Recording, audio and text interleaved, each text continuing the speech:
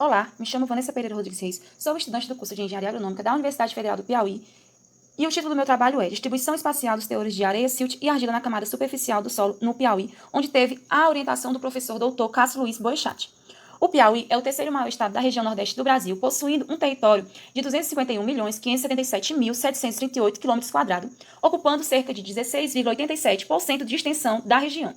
Situado entre o Nordeste semiárido e a Amazônia úmida, encontrando-se nessa zona de contato entre os três principais biomas brasileiros, sendo eles Cerrado, Caatinga e Floresta Amazônica. O Piauí tem vivenciado uma ocupação acelerada do Cerrado, por meio da implementação de grandes projetos para a produção de grãos, como a soja. Essa expansão da fronteira agrícola contribui para o crescimento do Brasil e integração econômica da região. No entanto, também contribui para a degradação do ecossistema através da substituição da cobertura natural por pastagens e lavoura, devendo assim ocorrer um equilíbrio entre a expansão agrícola e a preservação da cobertura vegetal natural. Para isso, é necessário conhecer e adequar o uso das terras no território piauiense através de informações sobre a caracterização das áreas de acordo com a sua aptidão, a qual pode ser representada por mapas que determinem a classificação desses solos, distribuição e potencial agrícola.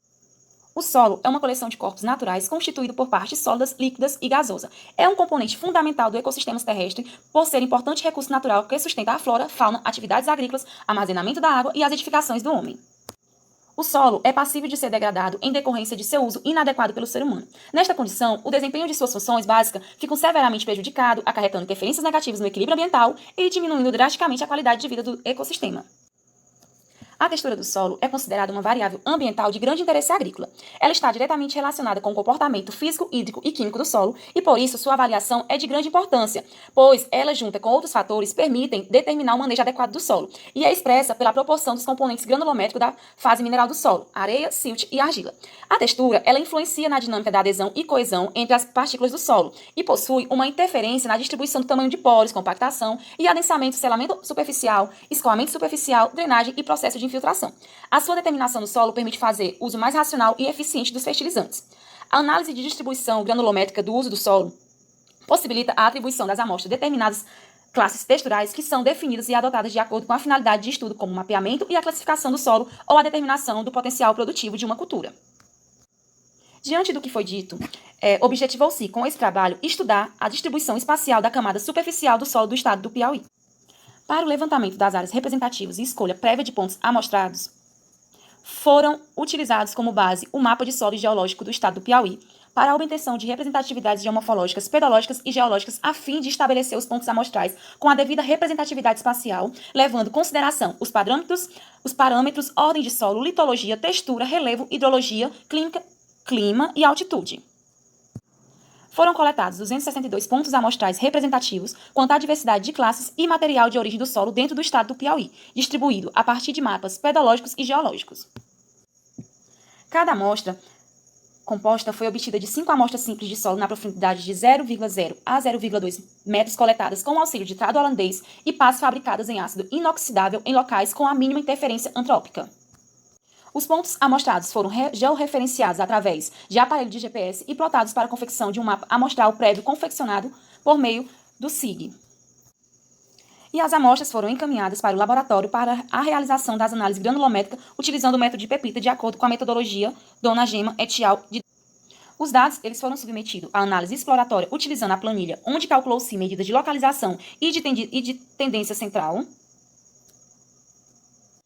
A análise espacial foi realizada por meio de interpolação geoestatística dos valores analíticos dos pontos de região, convertendo dados de observações pontuais em campos contínuos, fundamentado pelas relações espacial entre fenômenos geográficos, utilizando a correlação espacial como meio de diferença dos atributos estimados. O processo de análise estatística foi realizado por meio do programa ArcGIS na versão 10.5 e o mesmo também foi utilizado para a confecção dos mapas temáticos.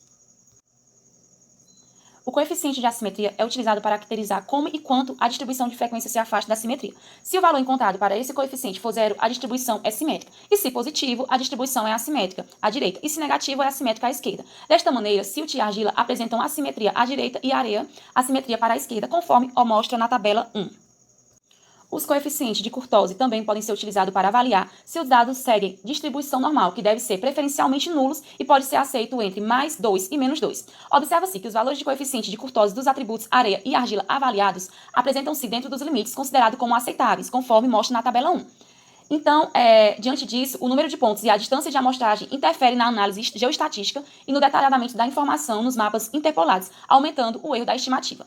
Após a análise exploratória dos dados, se ajustou o modelo de semivariograma, supondo que a proximidade física das variáveis tende a ser mais semelhante do que as mais distantes. Os parâmetros dos modelos semivariogramas melhor para Silt e Argila dentre os modelos disponíveis para análise do programa ArcMap. O exponencial demonstrou maior valor de alcance e menor efeito Pepita. Já para a fração areia, o modelo estável foi o que melhor se ajustou. O maior efeito Pepita foi observado na fração argila. O efeito Pepita ele vai indicar a variabilidade não explicada, que pode ser devida a erros de medida e microvariações não detectadas, considerando a distância de amostragem utilizada. O alcance ele indica a distância máxima em que um atributo é correlacionado espacialmente. Quanto maior o alcance, maior é a homogeneização da área e assim maior a correlação espacial.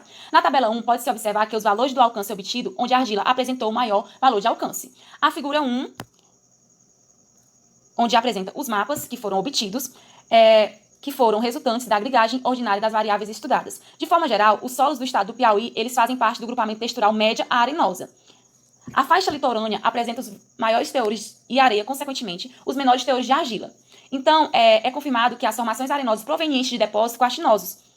Nas mesorregiões norte e centro-oeste do estado, há uma grande presença de argissolos, plintossolos, latossolos e neossolos, o que ajuda a confirmar a presença e a resposta do comportamento textural do local. A região sudoeste do estado apresenta teores de argila alto, demonstrando assim que são solos que sofreram maior grau de intemperismo físico e químico para a formação sobre material de origem com grau de cristalinidade, provenientes de alteração de arenitos, folhelos, conglomerado e siltito, auxiliando assim na redução do tamanho das partículas. Diante disso, concluímos que foi possível gerar os mapas de variabilidade espacial do estado do Piauí, que apresentaram dependência espacial nos atributos granulométricos do solo. E muito obrigado.